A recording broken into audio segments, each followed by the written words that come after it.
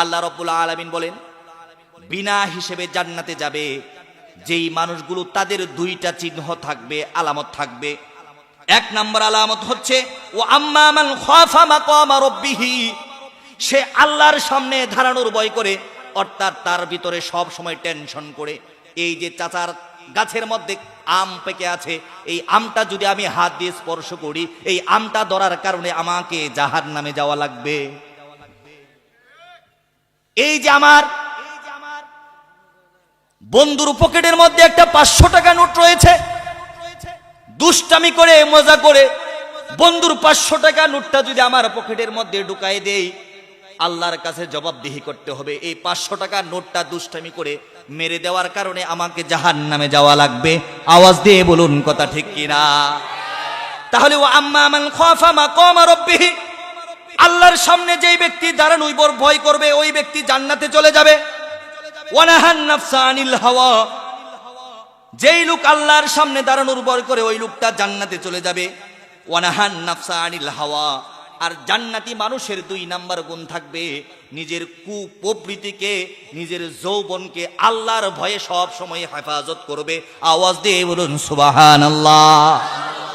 নিজের যৌবনকে আল্লাহর ভয়ে হেফাজত করতে হবে। গভীর রজনী হয়ে গেছে, একটা মহিলা তোমাকে পছন্দ করে, রাত্রে 2টা-3টার সময় তোমাকে ফোন করে দিয়েছে, কোথায় আছো, আমার ঘরে আসো, আজকে কেউ নাই, তোমার ভাই নাই, তোমার দুলাভাই নাই, আজকে চলে আসো। তোমার বান্ধবী তোমাকে ফোন করেছে, আগামী এত তারিখে আমাদের কলেজে বিদায় অনুষ্ঠান, আজকে ঘুরতে যেতে হবে। এই বান্ধবীকে, এই বাবিকে আর এই শালিকে ডাকার পরে কোনো মহিলাকে যেই পুরুষ ত্যাগ করে, ওই পুরুষটা জান্নাতে চলে যাবে। আওয়াজ দিয়ে বলুন সুবহানাল্লাহ। মুহতারাম হাজিরিন, নিজের ভিতরে কুপ্রবৃত্তি রয়েছে আর নিজের যৌন খাহেসাতকে আল্লাহর তরে যদি কোনো মানুষ কুরবানি করে দিতে পারে, ওই মানুষটা এই পৃথিবীর মধ্যে সবচাইতে বড় আল্লাহর ওলি হয়ে যেতে পারে কি যেতে পারে না?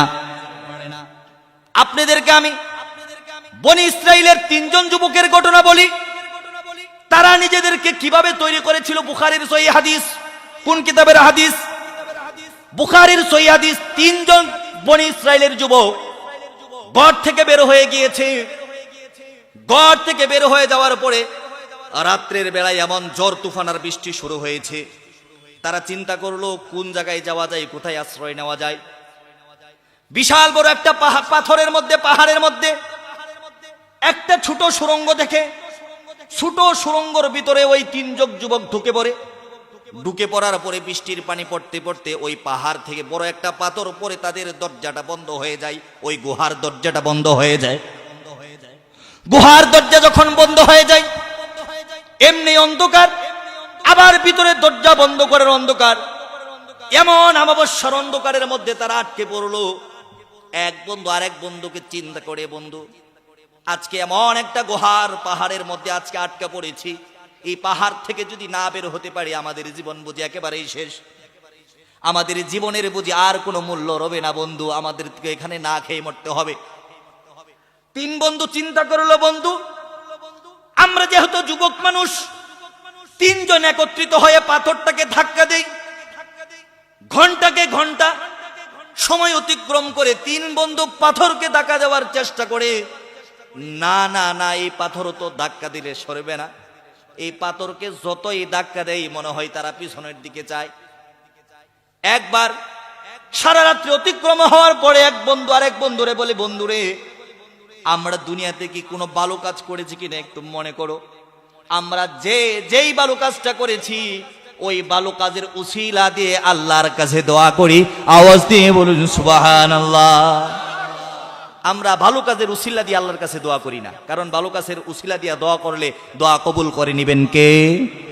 আর খাজা বাবা, গাজা বাবা, পীর বাবা, মাজার বাবা, ভণ্ড বাবা, ন্যাংটা বাবার নামে দোয়া করলে ওই দোয়াটা গজব দ্বারা কবুল করে নিবেন কে? এই জন্যই 3 জন যুবকের মধ্যে একজন যুবক সেজদার মধ্যে পড়ে গেল। সেজদার মধ্যে পড়ে যাওয়ার পরে বলে, মহান রব্বুল আলামিন, আমরা এমন ভাবে একটা পাথরের গুহার মধ্যে, পাহাড়ের গুহার মধ্যে আমরা আটকে পড়েছি, আমাদের দরজা বন্ধ হয়ে গিয়েছে। আমরা যদি এখান থেকে বের না হতে পারি আমাদের জীবন বরবাদ হয়ে যাবে। বলেন বরবাদ হয়ে যাবে কিনা? আল্লাহ জীবনে কোনোদিন ভালো কাজ করি নাই। আমার একটা ছোট্ট গুণ ছিল। কি গুণ ছিল? মহান রব্বুল আলামিন, আমি ছাগল চড়াইতাম, ছাগলের রাখাল ছিলাম। আমার মা এবং আমার বাবা বৃদ্ধ ছিল। প্রত্যেক দিন দুধ দহন করে নিয়ে আসতাম। যতক্ষণ পর্যন্ত আমার মা এবং আমার বাবার মুখের মধ্যে দুধ না দিতাম, ততক্ষণ পর্যন্ত আমার সন্তানদেরকে দুধ খাওয়াইতাম না। সুবহানাল্লাহ বলো। আল্লাহ রাব্বুল আলামিন একদিন রাত্রের বেলা ছাগল থেকে দুধ দহন করে ঘরের মধ্যে আসলাম। আসার পরে দেখি আমার মা জননী ঘুমিয়ে গিয়েছে, আমার বাবা ঘুমিয়ে গিয়েছে। অল্প একটু দুধ নিয়ে এসেছি, বাবা পান করবে, বাবা পান করার পরে সন্তান পান করবে, সন্তান পান করার পরে স্ত্রী পান করবে, এরপরে আমি পান করব। না না না, গভীর রাত হয়ে গিয়েছে, বাবা ঘুমিয়ে গিয়েছে, মা ঘুমিয়ে গিয়েছে, তাদেরকে ডাকা আমার কাছে পছন্দ হলো না। আমি তাদেরকে ডাকলাম না। দুধের পেয়ালাটা নিয়ে গভীর রজনীতে মা এবং বাবার বালিশের কাছে সারা রাত দাঁড়িয়ে রইলাম। আমার ছোট ছোট শিশুগুলো আমার পায়ের মধ্যে ধরে কান্না শুরু করে, বাবা একটু দুধ দাও, কলিজা ফেটে যায়। আমি সেদিন বলেছিলাম, আমার সন্তান, আমার স্ত্রী, শোনো, যতক্ষণ পর্যন্ত আমার বাবা এবং আমার মায়ের মুখের মধ্যে দুধ দেব না, আল্লাহর কসম তোমরা কলিজা ফেটে মরে গেলেও তোমাদের জিহ্বার মধ্যে এক ফোঁটা দুধ আমি দিতে রাজি না। আমি সেই দিন আমার বাবাকে, আমার মাকে দুধ না খাইয়ে, আমার সন্তানকে, আমার স্ত্রীকে দুধ খাওয়াই নাই। ও রব্বুল আলামিন, এটা যদি আমার ন্যাক আমল হয়ে থাকে, ওই ন্যাক আমলের উসিলা করে আজকে পাথরটা একটু ঝরিয়ে দাও। আল্লাহ পাক রব্বুল আলামিন দোয়া কবুল করে নিলেন, পাথরটা একটু সরে গেলেন। এখন মনটা একটু ভালো, বাহির থেকে আলো আসে, সকাল হয়েছে। এবার এই বন্ধু বলে, বন্ধু, আমার জীবনেতে শুধু একটা ন্যাক আমল ছিল, আমার ন্যাক আমলের উসিলায় আল্লাহ পাথর একটু সরিয়ে দিয়েছে, তোমরা কিছু চেষ্টা করো। আরেকজন বন্ধু আল্লাহর কুদরতের পায়ে সেজদা দিয়ে বলেন, আল্লাহ, বুখারীর হাদিস, এটা কোনো গল্প না, গল্প আমি বলি না। ওই যুবক বলেন, আল্লাহ, আমার একটা চাচাতো বোন ছিল, 16 বছর বয়স ছিল, সুরসী, অপসরী, পরমা সুন্দরী ছিল, তাকে আমার ভালো লাগতো। আমি তাকে জেনার প্রস্তাব দিলাম। আমার চাচাতো বোন বলল, জেনা করা সম্ভব না। একদিন, 2 দিন, 3 দিন, কিছুদিন যাওয়ার পরে মেয়েটা কোনো কষ্টের মধ্যে পড়ে আমাকে বলছে, ভাই, আমি জেনা করতে রাজি আছি, বিনিময়ে আমাকে 100 স্বর্ণ মুদ্রা দিতে হবে। বিনিময়ে কতটা স্বর্ণ মুদ্রা দিতে হবে? আমাকে 100 স্বর্ণ মুদ্রা যদি দেওয়া হয়, জেনা করার জন্য আমি রাজি আছি, জেনা করার জন্য আমি তৈরি আছি। কষ্ট করে, পরিশ্রম করে, মানুষের ঘরের মধ্যে কাজ করে, সুন্দর চাচাতো বোনের সাথে যৌবনের উন্মাদ ভালোবাসা আমি বিনিময় করব। আমি 100 স্বর্ণ মুদ্রা আমি সংগ্রহ করে ফেললাম। আমার বোনকে আমি ডেকে গহীন জঙ্গলের মধ্যে নিয়ে গেলাম। বোনকে আমি শুয়ে দিলাম। বোনকে শুয়ে দেওয়ার পরে আমার জামা কাপড় ও পোশাকগুলো খুলে আমার চাচাতো বোনের উরুর উপরে আমি বসে গেলাম। টাকাটা চাচাতো বোনের হাতে দিলাম। আমার চাচাতো বোন বলল, ভাই, এই যে আমার সতীত্ব তুমি নষ্ট করে দিচ্ছ, আল্লাহ পাক কিন্তু দেখছেন, পৃথিবীর কোনো মানুষ না দেখলেও, ফাম্মা মান খাফা মাকামা রাব্বিহি ওয়া নাহান নাফসা আনিল হাওয়া, আল্লাহর কাছে তোমাকে দাঁড়াতে হবে। আল্লাহর ভয়ে নিজের যৌবনকে তুমি অতিক্রম করো, নিজের যৌবনকে পরিত্যাগ করো, নয়তো জাহান্নামের আগুনে তুমি বাসবা। আল্লাহ রাব্বুল আলামিন হঠাৎ করে যখন চাচাতো বোন বলল আমাকে মরতে হবে, আমি চাচাতো বোনের উরু থেকে লাফ দিয়ে জমিনের মধ্যে পড়ে যাই। আর তখন আমি আল্লাহু আকবার বলে জামা কাপড়গুলো পরে দৌড়িয়ে তোমার কাছে এসে তওবা করেছিলাম। মারি, আমার চাচাতো বোনের উরুর উপর থেকে জেনা করার সুযোগ পাওয়ার পরেও আমি নেমে গিয়েছিলাম। এই বালু কাজটা যদি তোমার দরবারে কবুল হয়ে থাকে, মহান রব, মহান খালেক, ওই বালু কাজের উসিলা করে তুমি আমার জীবনের গুনাহগুলো মাফ করে পাথরটা সরাইয়া দাও। পাথরটা আরেকটু সরে গেল। এবার 2 জন বন্ধু খুশি। আরেকজন বন্ধু সেজদার মধ্যে পড়ে গেল, বলে, রব, আমি জীবনে কোনোদিন ভালো কাজ করি নাই, কিন্তু আমার একজন কাজের লোক ছিল, শ্রমিক ছিল, আমার ঘরে কাজ করার পরে টাকা না নিয়ে এসে আমার ঘর থেকে বের হয়ে গিয়েছিল। তার অল্প 1 দিনের মজুরি দিয়ে আমি একটা ছাগলের বাচ্চা কিনেছিলাম। ছাগলের বাচ্চা থেকে 2টা বাচ্চা হয়েছিল, সেখান থেকে 3টা, সেখান থেকে 5টা। একটা সময় দেখা গেল হাজার হাজার ছাগলের পাল জমা হয়ে গেল। দীর্ঘ 10 বছর 20 বছর পরে লোকটা আসে, আসার পরে বলে, চাচা যান, আমি আপনার কাছে একদিন কাজের ময়না পেতাম, ওই টাকাটা আমাকে ফেরত দেন। আল্লাহ গো, আল্লাহর কসম, আমি ইচ্ছা করলে একদিনের টাকা দিলেই হতো, আমি একদিনের টাকা দেই নাই। ওই 2-3 হাজার ছাগলের পাল আমি ওই শ্রমিককে দিয়ে দিয়েছিলাম। আওয়াজ দিয়ে বলুন সুবহানাল্লাহ। মহানুরব, ওই যে শ্রমিককে আমি 2-3 হাজার ছাগলের পালটা দিয়ে দিয়েছিলাম, ওটা যদি তোমার দরবারে কবুল হয়ে থাকে, ওই দরবারের উসিলা করে, ওই কবুলের উসিলা করে, ওই ছাগল পালের উসিলা করে তুমি আমার পাথরটা সরাইয়া নাও। আওয়াজ দিয়ে বলুন সুবহানাল্লাহ। সমস্ত পাথর সরে গেল, ওই যুবকগুলো ঘর থেকে বের হয়ে আসলো। মোহতারাম হাজিরিন, তাহলে আমরা একজন মানুষকে জাহান্নামী বলার আগে আমার নিজের দিকে তাকাতে হবে, তাহলে তো আমিই তো জাহান্নামী হয়ে যাব, কারণ সীমা লঙ্ঘন তো আমিই করি। দুনিয়ার মহব্বত তো আমার অন্তরের মধ্যে সব থেকে বেশি, সুতরাং আরেকজনকে জাহান্নামী বলার আগে নিজের দিকে চিন্তা করতে হবে নাকি হবে না? তাহলে 2টা গুণ যদি কারো মধ্যে থাকে সে জাহান্নামী, আর 2টা ভালো গুণ যদি কারো মধ্যে থাকে সে জান্নাতি। আওয়াজ দিয়ে বলুন সুবহানাল্লাহ। 2টা গুণ হচ্ছে আল্লাহর সামনে দাঁড়াবে এই ভয় তার অন্তরের মধ্যে আছে, আর আল্লাহর ভয়ে নিজের যৌবনকে বিলীন করে দিয়েছে, জবাই করে দিয়েছে। আওয়াজ দিয়ে বলুন আল্লাহু আকবার। আপনারা সকলে ভালো আছেন? আপনাদের কষ্ট হইতেছে? চলবে আরো কিছুক্ষণ? চলবে কিছুক্ষণ? আপনারা সকলে বিয়ে করেছেন? কিছু কাজের কথা বলার দরকার। বিয়ে করেছেন সকলেই? সকলে বিয়ে করেন নাই? আচ্ছা, কে কি বিয়ে করেছেন হাত তুলেন তো। হাত তুলছেন না? আচ্ছা, মাশাআল্লাহ, নামান। আচ্ছা, বিয়ে করেছেন, কে কে বউরে মারছেন একটু হাত তুলেন তো। ওই যে একজনে মারছে, 2 জনে 3 জনে, মাশাআল্লাহ মাশাআল্লাহ, আপনারা সবাই মারছেন বউরে।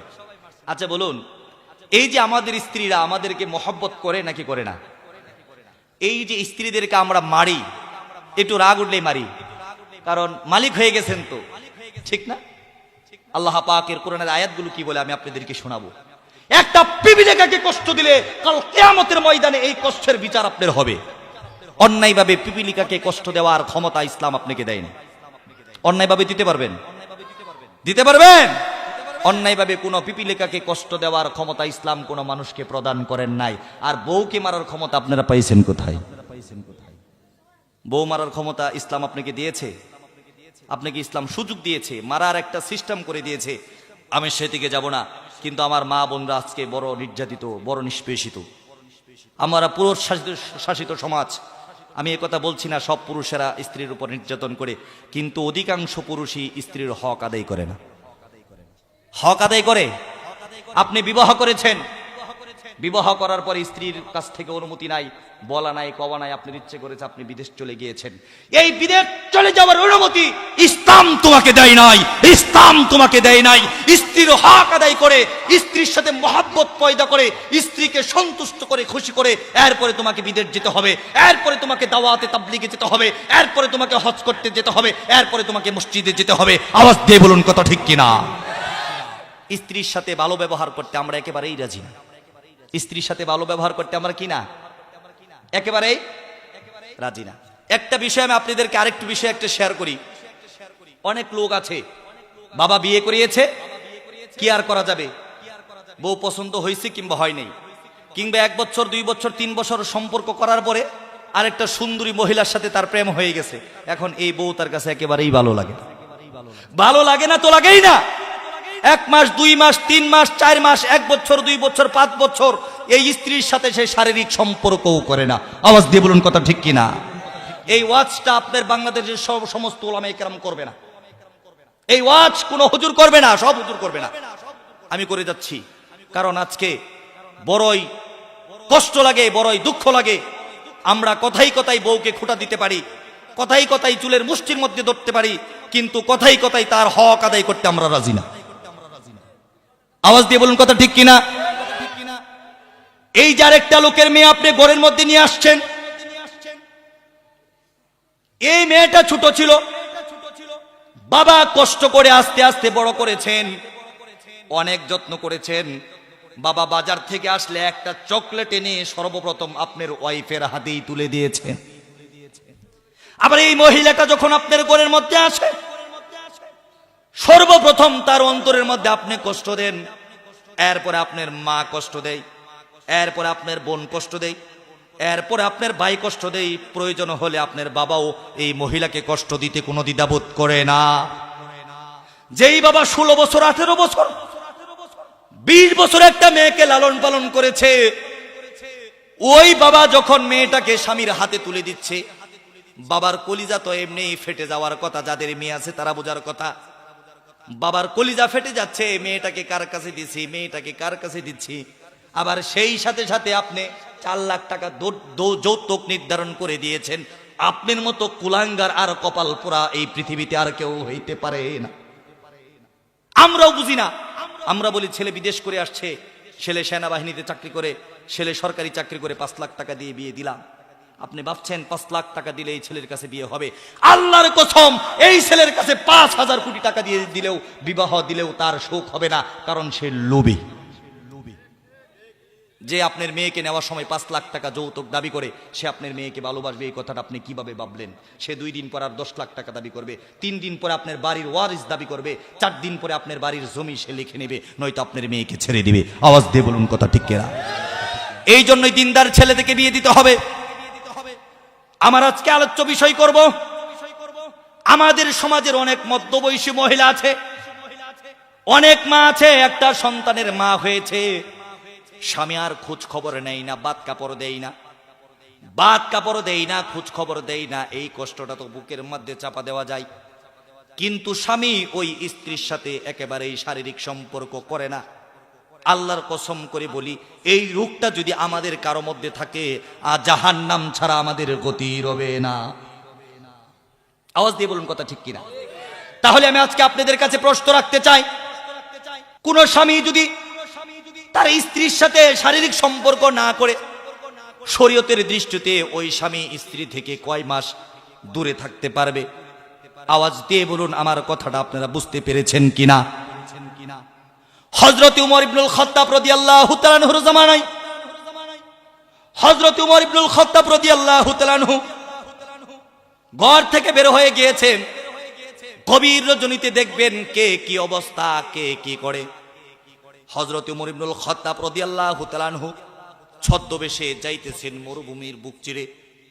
একটা ঘর থেকে একটা মেয়ে যৌবনের তাড়নায় স্বামীকে কাছে পাওয়ার আশায় কবিতা আবৃত্তি শুরু করে। সে বলতে থাকে, আজ রাত কত সুদীর্ঘ, আজ রাত কত গভীর, আজকে রাতের এই নিস্তব্ধ চাঁদের আলোতে যদি আমার স্বামীকে আমি পাইতাম, আমার জীবনের সব জ্বালা মিটাইতাম, নিজের জীবনের সব প্রেম আমার স্বামীর সাথে বিনোদন করতাম। আওয়াজ দিয়ে বলুন সুবহানাল্লাহ। উমর রাদিয়াল্লাহু তাআলা আনহু মনটা খারাপ হয়ে গেল। কি রে, আমার রাজ্যের মধ্যে থাকার পরে রাত বাজে 2টা 3টা, একটা মেয়ে যৌবনের তাড়নায় ঘরের ভিতর থেকে গান করে, কে তুমি, কে তুমি। উমর রাদিয়াল্লাহু তাআলা আনহু রাগী মানুষ, জুড়ে দরজার মধ্যে নক করে, বেড়ার মধ্যে নক করে বেড়াটা ভাঙার অবস্থা করে ফেলে। মহিলা ভিতর থেকে আওয়াজ করে, কে তুমি? উমর রাদিয়াল্লাহু তাআলা আনহু বলেন, আমি একজন মুসাফির, কিন্তু আজকে আমার রাগ হয়েছে, এই গভীর রজনীতে তুমি যৌবনের গান গাও, তার কারণটা কি? মহিলা উত্তর দিলেন, ও মুসাফির, আমি কেন যৌবনের গান গাই এই প্রশ্ন জিজ্ঞেস করার তুমি কে? আর তুমি এত রাত্রিতে আমার ঘরের মধ্যে, আমার দরজার মধ্যে, আমার বেড়ার মধ্যে যে আঘাত করেছো, কিংবা আমার ঘরের মধ্যে ঢুকে পড়েছো, এর বিচার আগামীকাল সকালে খলিফাতুল মুসলিমিন হযরত উমরের কাঠগড়ায় আমি তোমাকে আসামি করে দেব। সুবহানাল্লাহ বলেন। উমর বলেন, মা, আমি যদি ভুল করে থাকি তোমার কাছে ক্ষমা চাই, উমরের কাছে আমাকে আসামি বানায়ো না, কিন্তু তুমি বলো কেন তুমি গান করতেছো? বলেন, ও মুসাফির বাবা শোনো, আজকে থেকে 4 মাস 5 মাস, কেউ কেউ বলেন প্রায় 1 বছর হয়ে গেল, আমার স্বামী আমার ঘরের মধ্যে আসে না, বিবাহ করে রেখে চলে গিয়েছে। আমার ইচ্ছে করে জেনা করি, কিন্তু আল্লাহর ভয়ে, নিজের লজ্জা শরমের কারণে মরলে আল্লাহর সামনে দাঁড়াতে হবে, এই 3টা বয়ে আমি জেনা করতে রাজি না। আল্লাহর ভয় আমার অন্তরে আছে, আমি মরলে আল্লাহর সাথে দাঁড়াতে হবে, আর আমার এই পিঠটা স্বামীর জন্য নির্ধারণ করা, সুতরাং আমি সওয়ারি হয়ে আমার পিঠের মধ্যে অন্য কোনো পুরুষকে আমি চড়াইতে পারি না, এই কারণে আমি জেনা করি না, নয়তো আমার খাহেসাতে এত বেশি আমি গুনাহ করতে দ্বিধাবোধ করতাম না। হযরত উমর ইবনুল খাত্তাব রাদিয়াল্লাহু তাআলা মনটা খারাপ হয়ে গেল। তোমার স্বামী কোথায় গিয়েছে, কি করে তোমার স্বামী আমাকে বলো, তোমার স্বামীকে দেশে আনার ব্যবস্থা আমি করে দিব। না না চাচা যান, আপনি এই ব্যবস্থা করে দিতে পারবেন না। ছদ্মবেশী উমর বলেন, কেন কেন আমি কেন ব্যবস্থা করে দিতে পারবো না? আমার স্বামীকে আজকে থেকে অনেক দিন আগে উমর ঘর থেকে ধরে নিয়ে গিয়ে আমার স্বামীকে সেনাবাহিনীর চাকরি দিয়েছে। এই মদিনা মক্কা থেকে আমার স্বামীকে উমর বহু দূর দেশের মধ্যে পাঠাইয়া দিয়েছে। আওয়াজ দিয়ে বলুন সুবহানাল্লাহ। উমর বলে, মা তুমি টেনশন করো না, তোমার ব্যবস্থা আমি করে দিচ্ছি। এবার উমর চিন্তার মধ্যে পড়ে গেল। তার মেয়ে ছিল, নাম ছিল হাফসা রাদিয়াল্লাহু তাআলা আনহা। দৌড়ে গিয়েছেন আপন মেয়ের সাথে, একটু চিন্তা করে মুসলমান বুঝো, হাসলে হবে না, কাঁদলে হবে না। ইসলামটা এই পৃথিবীতে এমনিই পয়দা হয় নাই। আওয়াজ দিয়ে বলুন কথা ঠিক কিনা? ইসলামটা এমনিই পয়দা হয় নাই। দৌড়ে গিয়েছে হাফসার কাছে, মা হাফসা তুমি তো নবীর স্ত্রী, আজকে তোমার কাছে আমার একটা প্রশ্ন জানার আছে। একজন স্বামী তার স্ত্রী থেকে কতদিন পর্যন্ত দূরে থাকতে পারে? মেয়ে বাবা প্রশ্ন করেছে, স্বামী কতদিন দূরে থাকতে পারে? সুন্দর মেয়ের চেহারাটা শরমে লজ্জায় লাল হয়ে গিয়েছে। মেয়ে নিজ দিকে তাকিয়ে 4টা হাতের আঙ্গুল তুলে দিয়েছেন। উমর মাথা দিয়ে ইশারা করেছেন, মা আমি বুঝতে পেরেছি, একজন স্বামী তার স্ত্রী রেখে ঘরের বাহিরে 4 মাস থাকতে পারে, এর বেশি থাকতে পারে না। এর বেশি যদি থাকে তাহলে স্বামীর গুনাহ হবে, স্ত্রীর হক নষ্ট হবে। আওয়াজ দিয়ে বলুন কথা ঠিক কিনা? আল্লাহ পাক রব্বুল আলামিনের আয়াত নাজিল করে দিয়ে, আয়াত আগেই নাজিল হয়েছে।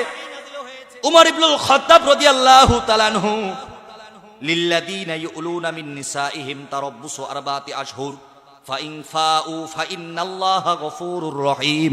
আওয়াজ দিয়ে বলুন সুবহানাল্লাহ। আল্লাহ রাব্বুল আলামিন বলেছেন, তোমরা যদি কেউ শপথ করো স্ত্রী থেকে দূরে থাকবা, তাহলে 4 মাস থাকতে পারো, এর বেশি থাকতে পারো না।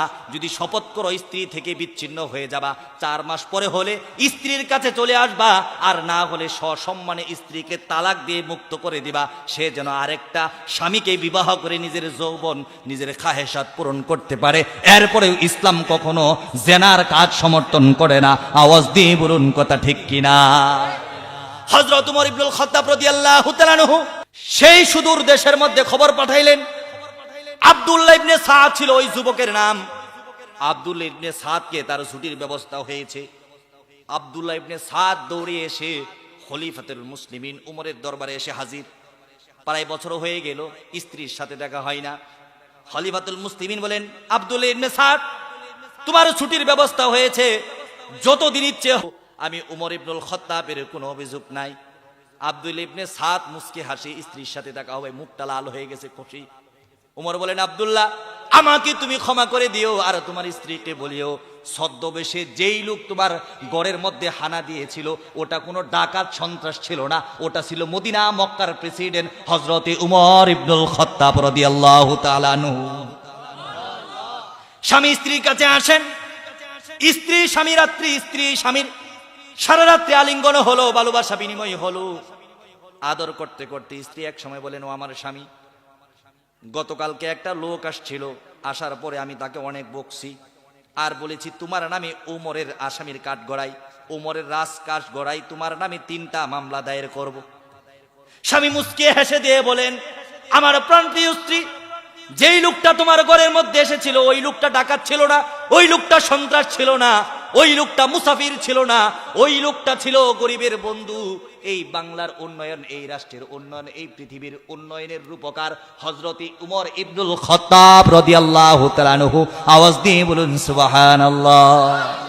মুহতারাম হাজিরিন, তারা ছিলেন আমাদের বাদশা, তারা ছিলেন আমাদের রাজাধিকার।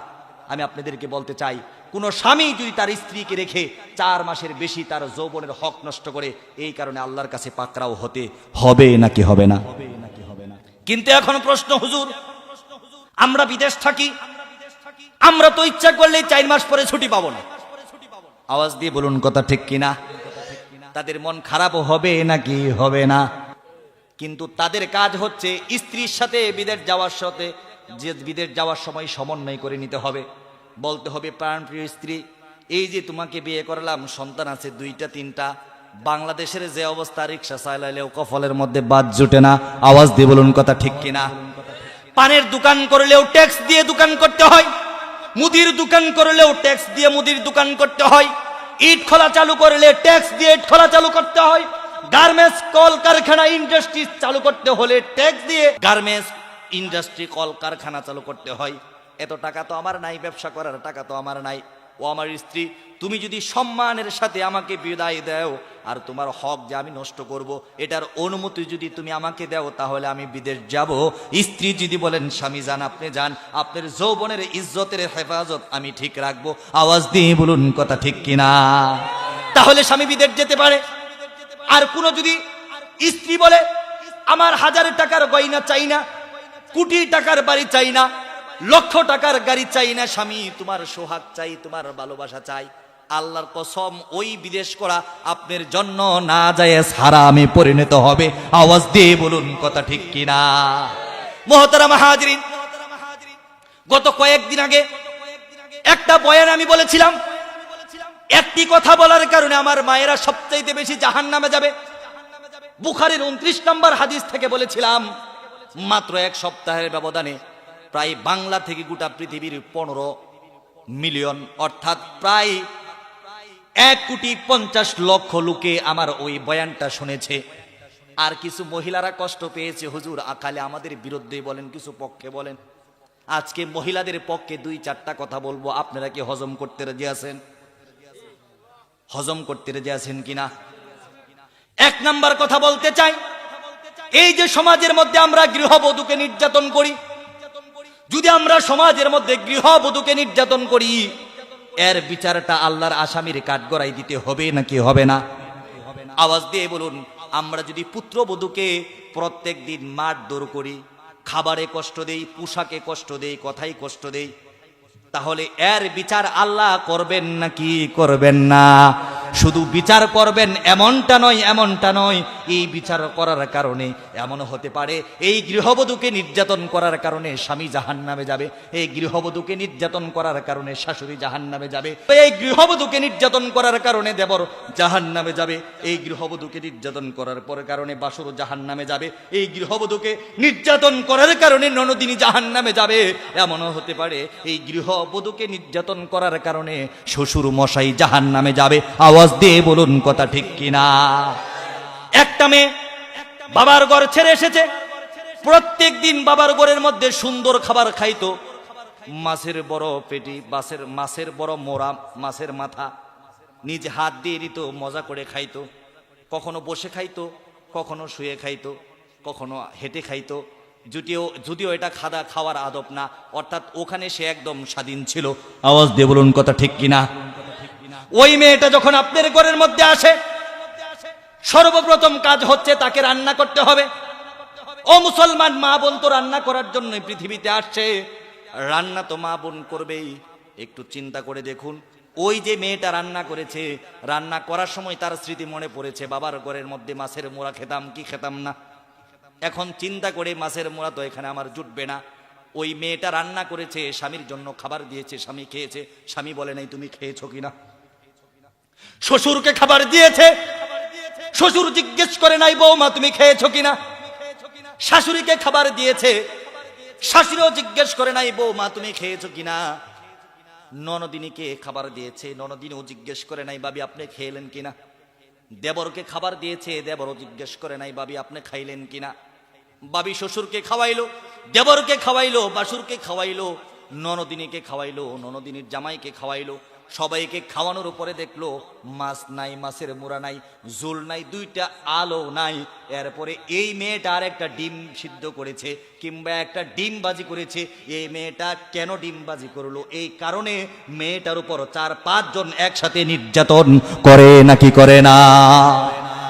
এই যে মেয়েটাকে আপনি কালেমা পড়ে আল্লাহকে শাহাদাতের সাক্ষী দিয়ে কাবিল তো আলহামদুলিল্লাহ বলে আপনার ঘরের মধ্যে নিয়ে আসছেন।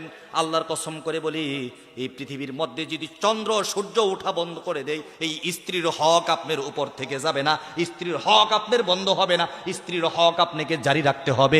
আওয়াজ দিয়ে বলুন কথা ঠিক কিনা? স্ত্রীকে যদি একটা অন্যায়ভাবে সরিষার দানা পরিমাণ কষ্ট দেন, আল্লাহ রাব্বুল আলামিন কোরআনে কারীমের মধ্যে বলেছেন, ফামাইয়া আমাল মিসকালা যাররাতিন খায়রান ইয়ারা ওয়া মাইয়া আমাল মিসকালা যাররাতিন শাররান ইয়ারা। যাররা পরিমাণ হিসাব তোমার কাছ থেকে নেওয়া হবে। একটা যাররা পরিমাণ সরিষার দানার সমপরিমাণ নেক আমল যদি করো তুমি দেখতে পারবা, আর যাররা পরিমাণ বদ আমল যদি করো, তোমার কথার কারণে যদি তোমার বৌমা কষ্ট পেয়ে থাকে, শাশুড়ি তুমি সাবধান। আওয়াজ দিয়ে বলুন কথা ঠিক কিনা? মানুষের সাথে গল্প করে, আমার মেয়ের জামাইটা খুব ভালো, আমার মেয়ের জামাইটা কেমন, ভাবি আমার মেয়ের জামাইটা এত ভালো, এরকম ভালো জামাই হয় না। কেন কেন? আপনার মেয়ের জামাই কি করেছে? আরে আমার মেয়ের কথা ছাড়া কিচ্ছু শোনে না। মানে মানে ঈদের মধ্যে ৬০,০০০ টাকা দিয়ে শাড়ি কিনে দিয়েছে মেয়েকে, গয়না কিনে দিয়েছে, বাচ্চার জন্য জামা কাপড় কিনেছে, আর বাপ মারে কিচ্ছু দেয় নাই।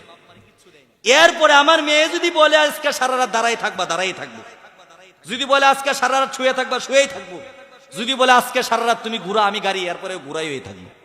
আমার মেয়ে জামাইয়ের মতো জামাই হয় না, কত ভালো, কিন্তু ভাবি ছেলেটারে বুঝাই ফেনে, বউয়ের কথা ছাড়া মোটেও না। আওয়াজ দিয়ে বলুন কথা ঠিক? তোমার মেয়েটা তোমার কাছে ভালো, মেয়েটা সকাল 10টায় ঘুম থেকে উঠে তোমার কোনো কষ্ট লাগে না, নিজে নামাজ পড়ো না, মেয়েটা নামাজ পড়ো না, তুমি হাজি সাহেব একা একা মসজিদে চলে যাও। বউ কেন ফজরে নামাজ পড়ে নাই, লাঠি নিয়ে বউকে পিটাও, তোমরা হাজি সাহেব, তোমার হাজিগিরি থাকবে না। স্ত্রী নামাজ পড়ে না, একবার বলো নাই কেন নামাজ পড়ো না? মেয়েটা নামাজ পড়ে না, মেয়েটাকে একবার জিজ্ঞেস করো না? মেয়ে দেখতে গিয়েছো, মেয়েকে জিজ্ঞেস করো কোরআন পড়তে পারো কিনা মা? মেয়ে পারলে বলে হ্যাঁ পারি, না পারলে বলে পারি না। একবার হাজি সাহেব কোনোদিন ছেলেকে জিজ্ঞেস করো নাই, ছেলে কোরআন শিখলা না কেন? আওয়াজ দিয়ে বলুন কথা ঠিক কিনা? তাহলে যদি আমরা স্ত্রীদের উপর, গৃহ বধূদের উপর যদি নির্যাতন করি, এর কারণে আল্লাহর কাছে বিচার হবে নাকি হবে না? প্রত্যেকটা মানুষের দুই ধরনের গুনাহ। একটা হচ্ছে হকুল্লাহ, আল্লাহর হক নষ্ট করার কারণে গুনাহ হয়। আল্লাহ রাব্বুল আলামিন বলেন, আমার হক যদি কোনো বান্দা নষ্ট করে, অর্থাৎ নামাজ না পড়ে, রোজা না রাখে, হজ না করে, যাকাত না দেয়, আমার সাথে কবিরা গুনাহ করে, আমি আল্লাহর যদি ইচ্ছা হয় ওই বান্দাকে ক্ষমা করে দিয়ে নাজাতের উসিলা করে দিব। আওয়াজ দিয়ে বলুন সুবহানাল্লাহ। কিন্তু হকুল ইবাদ, বান্দার সাথে যেই হক রয়েছে, এই হক যদি কোনো বান্দা নষ্ট করে, কোন হাজী সাহেব যদি তার পুত্রবধূকে অন্যায়ভাবে নির্যাতন করে, কোন স্বামী যদি তার স্ত্রীকে অন্যায়ভাবে নির্যাতন করে, কোন শাশুড়ি যদি তার পুত্রবধূকে অন্যায়ভাবে নির্যাতন করে, আল্লাহর নবী বলেন আজ-জুলমু জুলমাতুন ইয়াউমাল কিয়ামা, ওই জুলুমটা কিয়ামতের কঠিন ময়দানের মধ্যে অন্ধকার রূপ নেবে। এমন অন্ধকার রূপ নেবে, এই পুত্রবধূকে, নিজের স্ত্রীকে, নিজের বাবিকে, নিজের বৌমাকে নির্যাতন করার কারণে এই ফ্যামিলির প্রত্যেকটা নারী পুরুষ জাহান্নামে যাওয়া লাগতে পারে। আওয়াজ দিয়ে বলুন কথা ঠিক কিনা?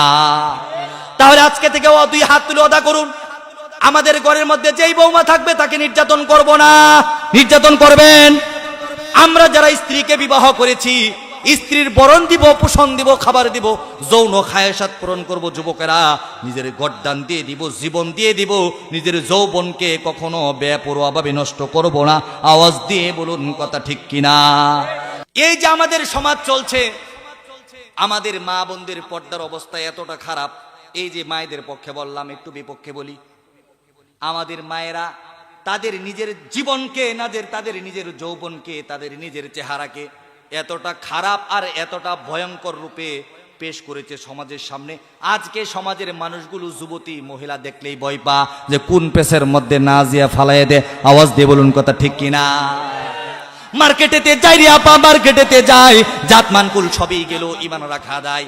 মার্কেটিতে গিয়ে আয়াপা জুড়ে চাপা মারে, পুরুষেরা সন্তান নিয়ে পিছে পিছে ঘুরে।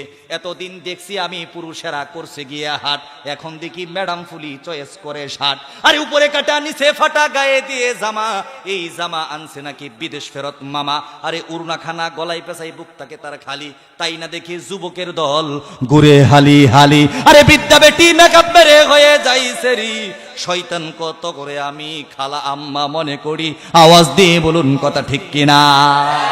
মায়ের আমার, ভনের আমার, এই যে সমাজের যেই আবর্তনের মাধ্যমে নিজের জীবনকে তুমি নষ্ট করে দিয়েছো, যৌবনকে নষ্ট করে দিয়েছো।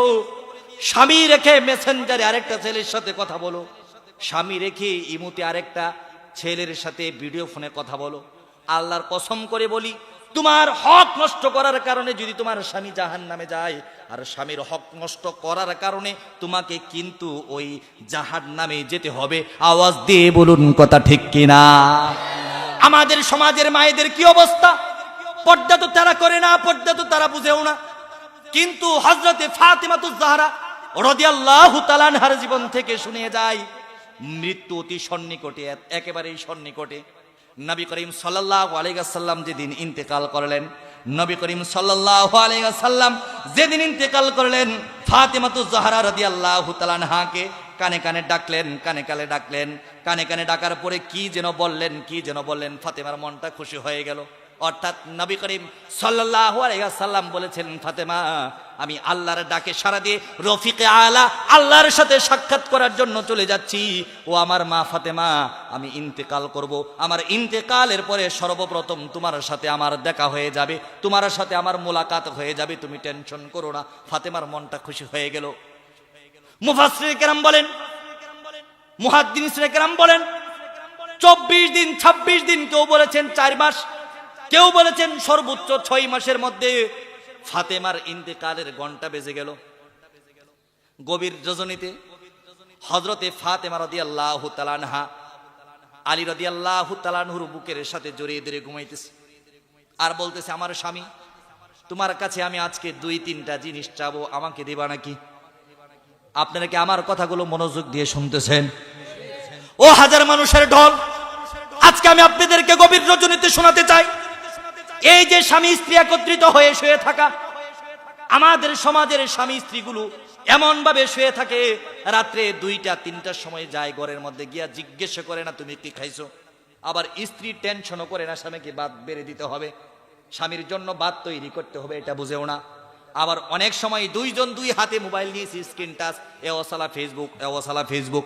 আওয়াজ দিয়ে বলুন কথা ঠিক কিনা? হযরতে ফাতেমাতুজ জাহরা রাদিয়াল্লাহু তাআলা আনহা এমন ডিজিটাল ছিলেন না, মা তোমার মতো ডিজিটাল ছিলেন না।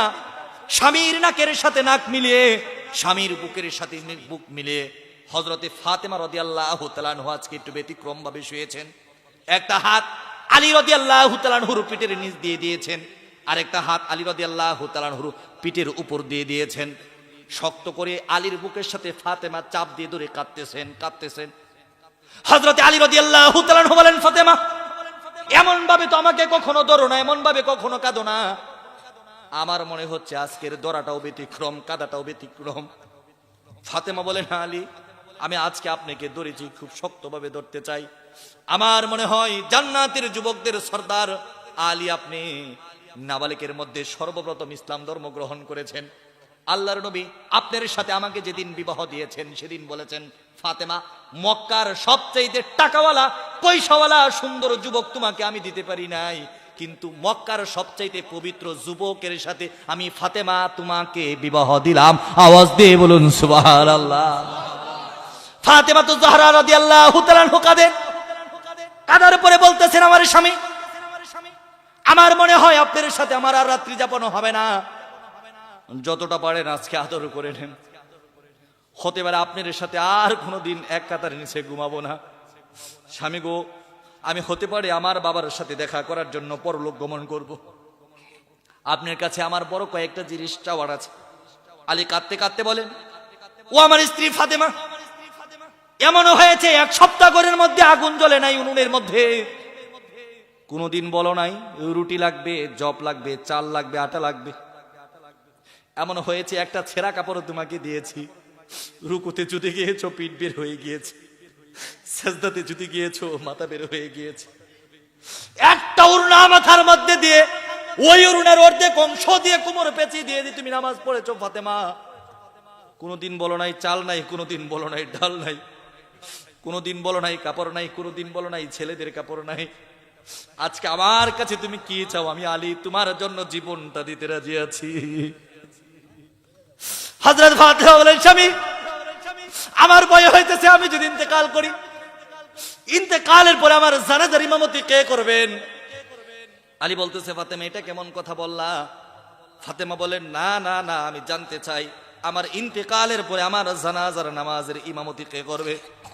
আলী বলেন, ফাতেমা আমি গুনাহগার তোমার স্বামী হয়ে যদি তোমার জানাজার ইমামের দায়িত্ব গ্রহণ করি, তোমার মনের মধ্যে কোনো কষ্ট আছে কিনা? ফাতেমা চোখের জল মুছে দিয়ে মুচকি হেসে বলেন, স্বামী এটা আমার পরম সৌভাগ্য, আপনি আমার জানাজার ইমামতি করবেন, এর চাইতে বড় সুখবর আর কিছু হতে পারে না। স্বামী গো, আপনার কাছে আমার আরেকটা বিষয় চাওয়া আছে। আলী বলেন, ফাতেমা আজকে এমন তুমি বিষয় আমার কাছে চাইতেছো যেই বিষয়গুলো তোমাকে দিতে ইচ্ছে করছে না। ফাতেমা বলেন, স্বামী আমার যদি ইন্তেকাল হয়ে যায়, নবীর সবচাইতে দুলালী ছিলাম আমি, নবীর সবচাইতে প্রিয় কন্যা ছিলাম আমি, পৃথিবীর সব মানুষ থেকে নবী আমাকে বেশি ভালোবাসতেন। নবী যদি সফরে যেতেন সর্বশেষ আমার সাথে দেখা করতেন, যুদ্ধ থেকে আসলে সর্বপ্রথম আমার সাথে দেখা করতেন। ও আমার স্বামী, আমি জানতে চাই আমার জানাজার পরে যদি মসজিদের মাইকে এলান করা হয়, মক্কা মদিনা চেচনিয়া কাসনিয়া বসনিয়া আফগান চেচনিয়া কাসনিয়া ইরাক তুর্কি চাইনা সব পৃথিবীর সব দেশ থেকে যত মুসলমানগুলো আছে সব ফাতেমার জানাজার মধ্যে বীর জমাবে, আওয়াজ দিয়ে বলুন কথা ঠিক কিনা? স্বামী আপনার কাছে আমার অনুরোধ, আমি যেই গভীর রাত্রে ইন্তেকাল করব ওই রাত্রেই আমাকে দাফন কাফনের ব্যবস্থা করে দিবেন। মসজিদের মাইকে যেন ফাতেমার নাম উচ্চারণ না হয়, মসজিদের মিনারে যেন ফাতেমার নাম উচ্চারণ না হয়, মক্কা মদিনার একটা মশা আর একটা মাছিও যেন টের না পায়, একটা মশাও জানবে না একটা মাছিও জানবে না। আমার ফাতেমার জানাজার আলীর ইমামতিতে হয়ে যাবে, আমি ফাতেমা খুশি থাকবো, নয়তো আলী আপনার প্রতি আমার দাবি থাকবে। আওয়াজ দিয়ে বলুন সুবহানাল্লাহ। আলী কাঁদতে কাঁদতে বলেন, ফাতেমা আজকে কি জিনিস তুমি চাইতেছো দিতে ইচ্ছে করে না, যাও যাও যাও, তোমার জানাজার ইমামতিতে আমি রাজি আছি। তোমাকে সুন্দরভাবে আমি গোসল, তোমাকে সুন্দরভাবে কফিন করে দেব, কোনো মানুষকে ডাকবো না, মাইকিং করবো না, আমি কবরে রাখবো, আমি জানাজা পড়াবো। ফাতেমা বলেন, স্বামী গো আমার আরেকটা প্রশ্ন আছে, আমি ইন্তেকাল করব, কোন পুরুষ মানুষ যেন আমাকে না দেখে, কোন দায়ুস মহিলা যেন আমাকে না দেখে। আবু বকরের বড় মেয়ে আসমার কাছে আমাকে নিয়ে যান, আমি আসমাকে বলবো, আসমা আমি যদি ইন্তেকাল করি আমার জানাজা পড়াবে আলী আর গোসল দিবে তুমি। আওয়াজ দিয়ে বলুন সুবহানাল্লাহ। হযরতে ফাতেমা জাহরা রাদিয়াল্লাহু তাআলা আনহাকে আসমার কাছে নেওয়া হলো। হযরতে ফাতেমা জাহরা রাদিয়াল্লাহু তাআলা আনহা একটা খেজুরের ডাল নিয়ে গেলেন, খেজুরের ডাল নিয়ে আসমার হাতে তুলে দিয়েছেন, আসমা গো এই যে তোমার কাছে একটা খেজুরের ডাল দিলাম, মনে করে এটা ফাতেমা, মনে করে এটা কে? এই যে ফাতেমাকে তোমার হাতে তুলে দিলাম, আল্লাহর কসম বলে আমার কাছে অঙ্গীকার করো ফাতেমাকে তুমি গোসল করাবে, ফাতেমার সতর তুমি দেখবে না, শরীরের উপর একটা কাপড় বিছিয়ে দিবে, ফাতেমার বডিটা কেমন ছিল, ফাতেমার পেটটা কেমন ছিল, ফাতেমার মাথাটা কেমন ছিল, এগুলো তুমি দেখবে না, তুমি ডেকে ডেকে আমি ফাতেমার গোসল করিয়ে আলীর হাতে তুলে দিবে। কিভাবে গোসল করাবে আমাকে একটু দেখাও। আসমা রাদিয়াল্লাহু তাআলা আনহা খেজুরের ডালটা মটির মধ্যে শুয়ে দিয়ে উপরে একটা কাপড় দিয়ে আস্তে আস্তে পানি দিয়ে পরিষ্কার করেন আর কাঁদেন, বলেন ফাতেমা এই যে আপনি মরে গেছেন, আমি উপরের দিকে তাকিয়ে তাকিয়ে আপনার দাফনের ব্যবস্থা করি, আপনার গোসলের ব্যবস্থা করাই। ফাতেমা হযরতে আসমার কপালের মধ্যে চুম্বন করে দিয়ে বলেছেন, আসমা তুমি হও জান্নাতবাসী, হোক আমার আলী জান্নাতবাসী, আমি আজকে আলীর প্রতি খুশি, আসমা তোমার প্রতি খুশি। ওই রাত্রেই ফাতেমা ইন্তেকাল করেন। আসমা রাদিয়াল্লাহু তাআলা আনহা ওইভাবেই গোসল করিয়ে হযরতে আলী রাদিয়াল্লাহু তাআলা আনহু মাত্র 4-5 জন মুসল্লি নিয়ে জানাজা পড়িয়ে সাথে সাথেই মাটি দাফন কাফন দিয়ে আল্লাহর কাছে ফাতেমার জন্য মাগফিরাতের দোয়া করেন। আওয়াজ দিয়ে বলুন সুবহানাল্লাহ। মুহতারাম হাজিরিন, আজকে আমাদের নারী সমাজ কোথায় গিয়েছে? আজকে আমার নারী সমাজ কোথায় গিয়ে দাঁড়িয়েছে? আজকে আমাদের নারীদের কি কাজ হচ্ছে? আজকে 500, 1000, 2000, 3000 টাকার বিনিময়ে আমার মা তার দেহ বিক্রি করছে। আওয়াজ দিয়ে বলুন কথা ঠিক কিনা? ও মুসলমান, আজকে 500 টাকার বিনিময়ে তুমি তোমার বুট বিক্রি করতেছো। আওয়াজ দিয়ে বলুন কথা ঠিক কিনা? তোমার দাম এত কম হবে কেন? তুমি তো খালিদ ইবনে ওয়ালিদ রাদিয়াল্লাহু তাআলার উত্তরাধিকারী, তুমি তো ওমর ইবনে খাত্তাব রাদিয়াল্লাহু তাআলার সন্তান, তুমি তো মুহাম্মদ ইবনে আবু তালিবের সন্তান, তোমার দ্বারা এরকম কাজ হতে পারে না। তুমি তো মুহাম্মদ ইবনে আব্দুল্লাহ সন্তান, তোমার দ্বারা এরকম নাফরমানি কাজ হতে পারে না। আওয়াজ দিয়ে বলুন কথা ঠিক কিনা? সমাজে একটা উটের দাম 2 লক্ষ টাকা, একটা গরুর দাম 80,000 টাকা, একটা ছাগলের দাম 30,000 টাকা, একটা মুরগির দাম 300 টাকা, একটা কুকুরের দাম আজকে আমাদের সমাজের মধ্যে 30,000, 40,000, একটা কুকুরের দাম সমাজে 1 লক্ষ টাকা পর্যন্ত হয়ে যায়। মুসলমান, আজকে তোমার চরিত্রের দাম, আজকে তোমার বুটের দাম, আজকে তোমার একটা সাক্ষীর দাম মাত্র 500 টাকা হয়ে গিয়েছে। আল্লাহর কসম করে বলি, এই 500 টাকার কারণে, নিজের হাতের টিপকে বিক্রি করার কারণে তোমাকে জাহান্নামে যাওয়া লাগতে পারে, তোমাকে জাহান্নামে যাওয়া লাগতে পারে, তোমাকে জাহান্নামে যাওয়া লাগতে পারে। আওয়াজ দিয়ে বলো মুসলমান কথা ঠিক কিনা? আপনারা জানেন দাহিয়াতুল কলবি নামে একটা লোক ছিল, নিজের 4টা কন্যা সন্তানকে কবর দিয়েছিল। কয়টা? 4টা কন্যা সন্তানকে কবর দিয়েছিল। আমি বলতে চাই, দাহিয়াতুল কলবি 4টা কন্যা সন্তানকে কবর দিয়ে যেই দৃষ্টান্ত স্থাপন করেছিল, বর্তমান বাংলার জমিনে আমার কিছু মা, আর কিছু বোন, আর কিছু ভাই ওই দাহিয়াতুল কলবির আইএমএ জাহিলাতের যুগকে হার মানিয়েছে। আওয়াজ দিয়ে বলুন কথা ঠিক কিনা? গত 1 সপ্তাহ আগে আপনারা দেখেছেন, আয়েশা নামক একটা মেয়ে, 16 বছর কিংবা 18 বছর বয়স, তার মা তার ফুফাতো ভাইয়ের সাথে পরক্রিয়ায় লিপ্ত হয়ে গেল। মেয়েটা দেখলো আমার মা তো তার ফুফাতো ভাইয়ের সাথে জেনা করে। বাবাকে বললে বাবা কষ্ট পাবে, আমি তো মাদ্রাসায় পড়ি, মাকে একটু বোঝাই। মাকে বোঝানোর চিন্তা ভাবনা করে মা না বোঝে উল্টা মেয়েটাকে ওই পুরুষের হাতে তুলে দিয়ে গৃহ নির্যাতন করে, দর্শন করে ওই মেয়েটাকে হত্যা করে ওই মা আর ওই মায়ের ফুফাতো ভাই মুক্তি পাওয়ার চেষ্টা করে। আওয়াজ দিয়ে বলুন কথা ঠিক কিনা? আইএমএ জাহিলিয়াতকে হার মানিয়েছে। কয়েকদিন আগে মাত্র 30-32 বছর বয়সের একটা ট্রাক্টর চালানোর ড্রাইভার যুবক, 5 বছর বয়সের একটা মেয়ে সন্তান, নবী করিম সাল্লাল্লাহু আলাইহি ওয়াসাল্লাম বলেছেন, যদি আমি কারো প্রতি বেশি খুশি হই, আমি ওই জমিনের মধ্যে বৃষ্টি বর্ষণ করি। ওই লোকটার প্রতি যদি আমি আরো বেশি খুশি হই, তার ঘরের মধ্যে মেহমান তুলে দেই। আর ওই লোকটার প্রতি যদি আমি তার চাইতে বেশি খুশি হই, ওই লোকটার ঘরের মধ্যে আমি কন্যা সন্তান দান করি। আওয়াজ দিয়ে বলুন সুবহানাল্লাহ।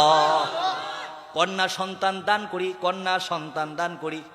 নবী করিম সাল্লাল্লাহু আলাইহি ওয়াসাল্লাম বলেছেন, তোমার 4টা মেয়ে আছে, একটা ছেলে আছে, 5টা চকলেট তুমি নিয়েছো, তোমার মেয়ের আগে তোমার ছেলেটা দৌড়ে তোমার কাছে চলেছে। আমি আল্লাহর নবী বললাম, 4টা মেয়ে সন্তানকে খুঁজে খুঁজে হাতের মধ্যে একটা করে চকলেট দিবে। চকলেট দেওয়ার পরে 5 নাম্বার চকলেটটা তোমার ছেলের হাতে তুলে দিবে, নয়তো আমার নবীর হাদিসের উপর আমল করা হবে না। আওয়াজ দিয়ে বলুন সুবহানাল্লাহ। ওই যে 30-32 বছর বয়সের যুবক পরক্রিয়া করে আরেকটা নারীর সাথে জেনা করে, মেয়েটা হাতের হাতে দেখে ফেলে। মেয়ে তো বাবার পিছনে পিছনে ঘুরে, মেয়ে তো বাবার পিছনে পিছনে ঘুরে। এক সময় মেয়েটা দেখে বাবা জেনা করতেছে। মেয়েটা বলল, বাবা তুমি এটা কি করতেছো? আম্মু আসলে আম্মুকে বলে দেব। বাবা চিন্তা করলো, যদি স্ত্রীকে বলে দেয় স্ত্রী চলে যাবে, শ্বশুর বাড়িতে বদনাম হবে, কি আর করা যায়, মেয়েটাকে হত্যা করে, মেয়েটাকে জবাই করে ব্যাগের মধ্যে ভরে একটা নদীর মধ্যে ফেলে দেয়। আর সারাদিন মায়েকে একটা নিয়ে, রিক্সা একটা নিয়ে ঘুরে ঘুরে এলাচ করতে থাকে, অমুকের কন্যা অমুক আজকে সকাল 8 ঘটিকা থেকে নিখোঁজ হয়ে গিয়েছে। আওয়াজ দিয়ে বলুন নাউজুবিল্লাহ। আমি বলতে চাই, আরবের মক্কা নগরীতে দাহিয়াতুল কলবি তার জীবন্ত শিশুগুলো কন্যা দিয়ে যেই পাশ্চাত্য রচনা করেছিল, আজকে বাংলার জমিনে আয়েশার মায়ের মতো কুলাঙ্গার আর 5 বছর বয়সের বাচ্চার বাবার মতো কুলাঙ্গার হয়ে ওই দাহিয়াতুল কলবির ঘটনাকে হার মানিয়েছে। আওয়াজ দিয়ে বলুন কথা ঠিক কিনা? পরিসমাপ্তির আরেকটা কথা আপনাদেরকে বলবো, এটা বলেই শেষ করে দিব। আমরা ছোটবেলা দেখতাম, আমরা যখন এসএসসি পরীক্ষা দিয়েছি, আমি ব্যক্তিগতভাবে দিয়েছি, এসএসসি পরীক্ষা দিয়েছি, ইন্টার পরীক্ষা দিয়েছি। এই যে আমরা যখন এসএসসি পরীক্ষা দিয়েছি তখন স্কুলের মধ্যে, মাদ্রাসার মধ্যে বিদায় অনুষ্ঠান হতো কি হতো না?